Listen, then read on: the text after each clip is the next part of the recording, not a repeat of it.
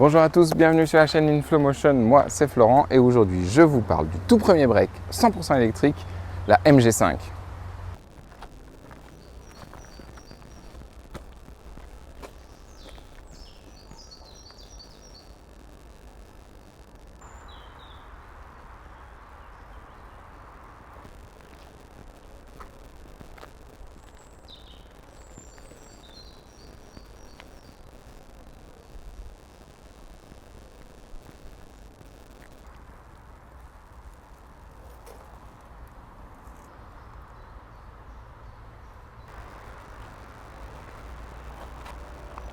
Bon, c'est clair que c'est pas le design le plus sexy de la marque, la MG5 est même une de leurs moins belles, mais elle fait le taf, elle a le mérite de proposer quelque chose de nouveau à un prix abordable avec une autonomie correcte et franchement, ça fait beaucoup d'atouts.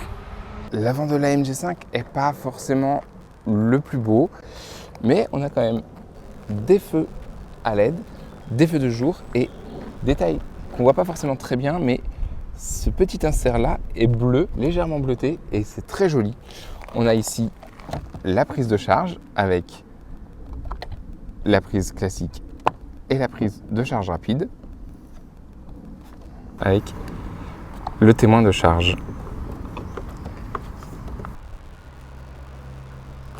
Alors, c'est pas toujours très pratique qu'elle soit située devant. Par exemple, dans Paris, sur les bornes Bilib, la borne est à l'arrière. Alors, du coup, on est obligé de se coller à la borne et de passer le câble par-dessus au milieu et ça tire. Bon, c'est quand même un break, alors on va voir ce que ça donne en termes de chargement.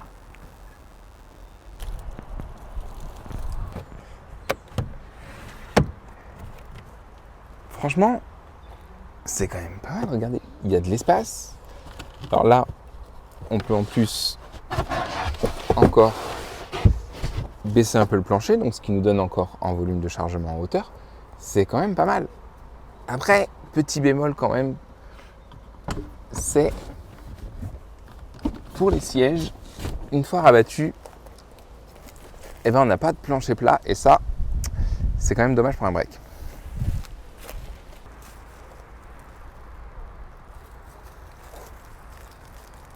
C'est quand même pas mal. Encore un petit atout pour la MG5. Bon, c'est bien beau tout ça, mais on va voir à quoi ça ressemble à l'intérieur.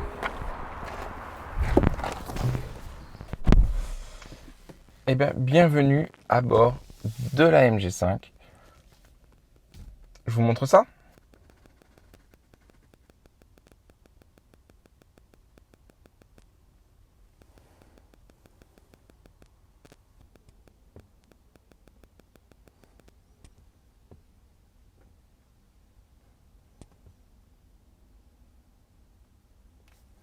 Sur la console centrale, on retrouve un écran tactile d'assez bonne facture. Ça répond plutôt bien. Assez peu. La caméra est pas géniale, pas très bonne qualité quand même, hein. Mais franchement, très très bon. Avec quelques boutons ici. Apple CarPlay et Android Auto, mais uniquement par câble. On retrouve une console centrale flottante avec la molette de sélecteur de vitesse, la sélection des modes de conduite éco, confort et sport, et le KERS pour la régénération de freinage niveau 1, 2 ou 3. On retrouve un rangement dans la coudoir, le porte-gobelet évidemment. Sous la console centrale, pas de chargeur à induction malheureusement, mais deux prises USB et une prise allume-cigare. Comme la MG4, la MG5 est équipée de la fonction déchargement qui nous permet de charger des éléments extérieurs via la prise de charge. Les commodos d'aide à la conduite se trouvent ici. C'est pas forcément ultra pratique à utiliser, mais ça a le mérite d'être là et ils sont plutôt efficaces. Cet intérieur blanc est vraiment très joli. Ça rend la MG5 vraiment plus élégante.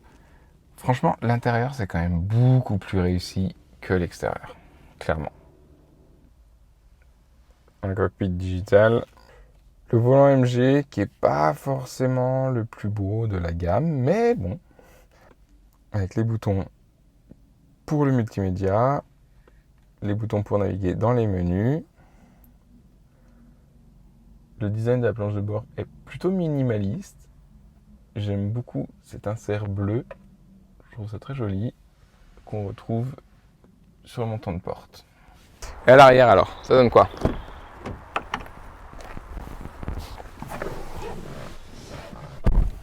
Bienvenue à l'arrière de la MG5.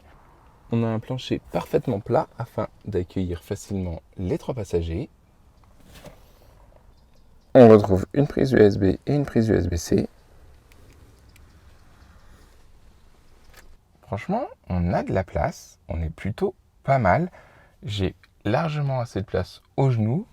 La tête, pareil, on est bien. Franchement, on est très bien installé à bord de la MG5. Et si on allait faire un tour maintenant?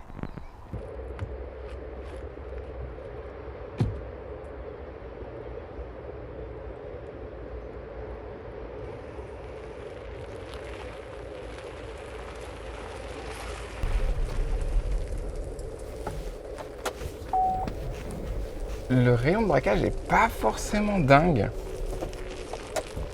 mais ça va.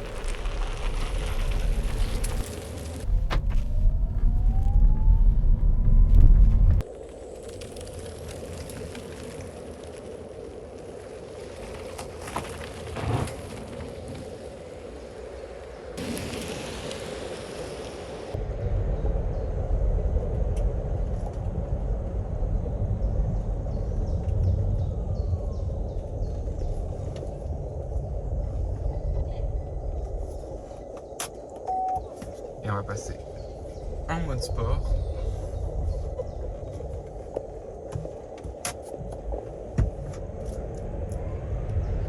Ça en va quand même pas mal.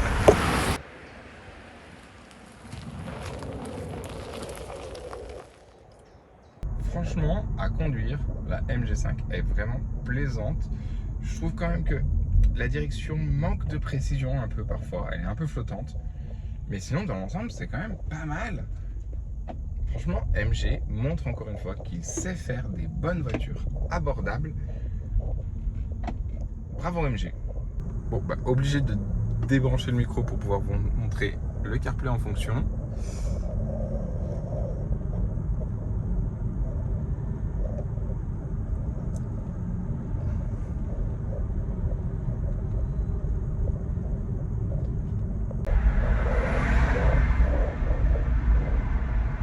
Sur voie rapide, franchement, même en mode confort, on est plutôt bien. Ça se comporte très bien. Toujours ce petit problème avec la direction, mais dans l'ensemble, c'est plutôt agréable à conduire. Au niveau de la consommation, je suis à 15,3 kWh pour 100 km. J'ai pas fait beaucoup d'autoroute, donc c'est vraiment du consommation mixte. C'est plutôt pas mal.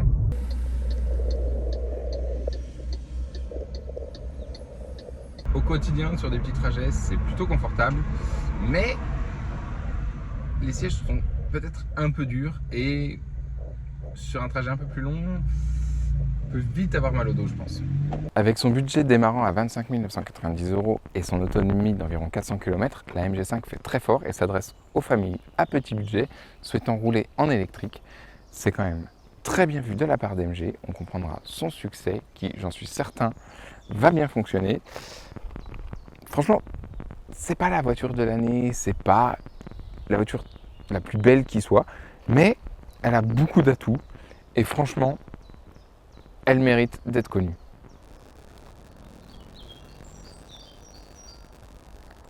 J'espère que cette petite vidéo consacrée à la MG5 vous aura plu. Moi, je vous dis à très vite pour une nouvelle vidéo.